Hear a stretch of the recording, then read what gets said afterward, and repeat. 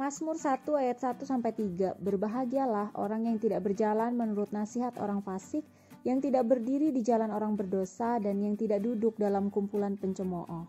Tetapi yang kesukaannya ialah Taurat Tuhan, dan yang merenungkan Taurat itu siang dan malam, ia seperti pohon yang ditanam di tepi aliran air, yang menghasilkan buahnya pada musimnya, dan tidak layu daunnya. Apa saja yang diperbuatnya berhasil. Shalom semuanya, gimana kabar kalian? Saya berdoa kabar kalian sama seperti saya di sini baik dan diberkati Tuhan semuanya. Saya mau sharing tentang hidup berakar dan berdasar di dalam Kristus. Jadi tujuan iman kita yang sesungguhnya adalah hidup berakar di dalam Tuhan dan mencapai kedewasaan rohani. Setiap orang punya tingkatan masing-masing, teman-teman. Mulai dari kita terima Yesus, kita adalah bayi rohani, kita baru terlahir dan diberi makanan-makanan, susu, makanan lembut gitu ya buat roh kita melalui firman Tuhan, pengajaran-pengajaran kekristenan yang dasar dulu. Kemudian kita menjalin relasi dengan Roh Kudus sehingga kita dibawa lebih dalam lagi ke dalam pengertian-pengertian yang lebih naik level lagi gitu di dalam Tuhan, di dalam kerajaannya. Dan kemudian kita menjadi remaja atau pemuda secara tingkatan, naik level lagi menjadi bapak-bapak rohani yang siap memperanak lagi atau meregenerasi lagi dengan menjangkau jiwa-jiwa, bersaksi sehingga membawa lagi jiwa-jiwa buat Tuhan gitu.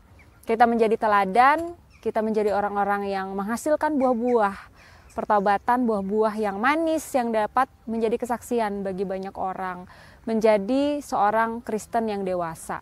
Karena ketika berakar di dalam Kristus itu membuat kita menjadi seperti pohon ya, yang sekalipun ada angin keras atau goncangan atau badai apapun yang menerpa dalam kehidupan kita tidak akan membuat kita roboh, goyah, karena kita kuat berakar. Jadi di dalam kekristenan itu kita diminta Tuhan untuk berakar ke bawah sehingga pertumbuhan kita semakin nyata ke atas. Ada 3 fungsi akar yang saya mau bagikan. Yang pertama, akar itu membuat kita kuat dan kokoh. Sehingga ketika ada angin, rupa-rupa angin pengajaran dari luar, ataupun sebut saja masalah atau pergumulan, tidak akan membuat kita fokus kepada masalah dan pergumulan yang membuat kita mungkin imannya tergoncang, ketakutan, khawatir. Karena kita melihat segala sesuatu dengan mata iman. Dan itu semua, iman itu tumbuh dari firman. Jadi ketika kita berakar ke bawah, kita semakin kuat, semakin kokoh di dalam firman Tuhan. Apapun yang ada di luar, godaan, tipuan dari iblis, atau mungkin pengalihan-pengalihan yang membuat mata kita jadi fokus bukan pada hal yang kekekalan lagi, bukan pada hal yang lebih penting dari segala sesuatu di dunia ini ya, sehingga kita teralih, sehingga kita fokus pada hal-hal sementara.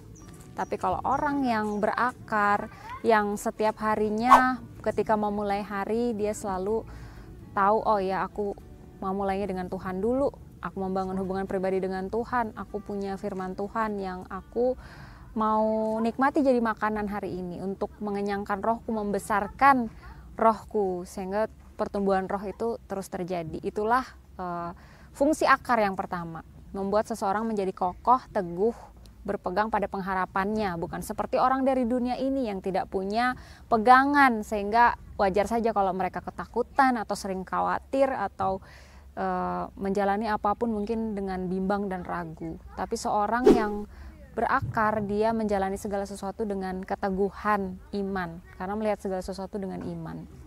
Fungsi kedua dari akar, akar membuat kita bertumbuh dengan maksimal karena akar itu mengisap setiap mineral dan vitamin dari dalam tanah. Akar itu membuat kita menjadi besar, membuat pertumbuhan kita menjadi lebih baik sampai kita menjadi sempurna. Akar menyerap air dan makanan bagi pohon. Jadi air itu dilambangkan adalah dengan firman dan Roh Kudus. Dan yang ketiga, fungsi dari akar, akar membuat pohon memiliki kapasitas untuk berbuah. Jadi dia semakin berbuah dengan lebat karena itu yang Tuhan inginkan. Ketika dia cukup makanan, cukup asupan untuk pertumbuhannya, nutrisi untuk pertumbuhan pohon tadi, dia akan berbuah dengan maksimal. Itulah sebabnya kita terus harus mengakar, sekalipun kita merasa kita udah ya nggak ada yang bisa merasa dewasa rohani ya, karena kita tuh selalu kurang.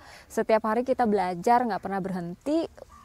Hidup ini adalah sekolah kehidupan, sekolah iman. Kita diuji dengan berbagai hal untuk menunjukkan ketaatan kita, dan yang Tuhan inginkan menghasilkan buah, karena Tuhan katakan jika ada pohon yang tidak berbuah, tebanglah dia. Jadi kapak sudah tersedia pada setiap pohon, dan pada hari penghakiman kita akan mempertanggungjawabkan, karena setiap orang akan diuji. Perbuatan orang masing-masing akan nyata, apakah ternyata dia benar-benar selama hidupnya mempergunakan segala sesuatu yang ada dengan baik atau menyanyiakan. Karena tujuan dari hidup ini adalah menghasilkan buah-buah yang manis, teman-teman, yang akan balik untuk reward kita juga ketika kita nanti dihakimi Tuhan di surga. Allah yang kita punya adalah Allah Jehovah Gibor, Allah perkasa, dan Allah El Shaddai, Allah yang maha kuasa. Ketika kita menjalani kehidupan ini, apapun yang terjadi, percayalah engkau berjalan bersama dengan Allah yang perkasa dan Allah yang maha kuasa. Sehingga ketika mata kita tertuju kepada Allah yang demikian, yang berjalan bersama dengan kita, tidak ada sesuatu apapun yang kita takutkan ketika kita berjalan di dunia ini. Segala sesuatu adalah kecil karena kita melihat Tuhan besar di atas segalanya. Tuhan Yesus memberkati kalian semua, tetap bersemangat, jangan menyerah. Apapun yang kalian hadapi, terus maju, terus pantang mundur untuk berakar di dalam Kristus. Dan hubungan intim dengan Roh Kudus akan membuat kalian kuat untuk menghadapi segalanya. Tuhan Yesus memberkati.